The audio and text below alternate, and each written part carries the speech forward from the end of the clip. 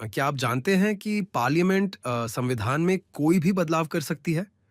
मतलब कोई भी लॉ या अमेंडमेंट पास कर सकती है, लेकिन कुछ पार्ट्स ऐसे हैं जिन्हें पार्लियामेंट बदल नहीं सकती। इसे कहते हैं basic structure doctrine. Basic structure doctrine कहता है कि कॉन्स्टिट्यूशन के कुछ पार्ट्स इतने इंपॉर्टेंट हैं कि पार्लियामेंट उन्हें चेंज या डिस्ट्रॉय नहीं कर सकती, चाहे वह कोई भी अमेंडमेंट पास कर ले। सोचिए, अगर कोई कहे कि हम डेमोक्रेसी खत्म कर देते हैं या हम रूल ऑफ लॉ बदल देते हैं, तो क्या होगा? कॉन्स्टिट्यूशन का हार्ट ही खो जाएगा। इसीलिए सुप्रीम कोर्ट ने कहा कि ये कोर पार्ट्स अनटचेबल हैं। मतलब कॉन्स्टिट्यूशन की फाउंडेशन सेफ है, चाहे पार्लियामेंट कितनी भी कोशिश करे। और ये डॉक्ट्रिन सिर्फ थ्योरी नहीं है, इसका यूज रियल केसेस में हुआ है। यह डॉक्ट्रिन सुप्रीम कोर्ट के फेमस केसावानंदा भारती केस 1973 से आया।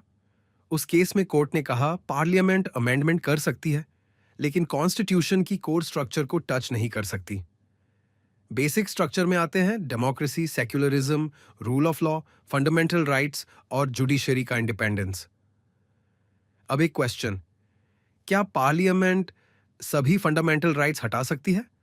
जवाब है नहीं। क्यों?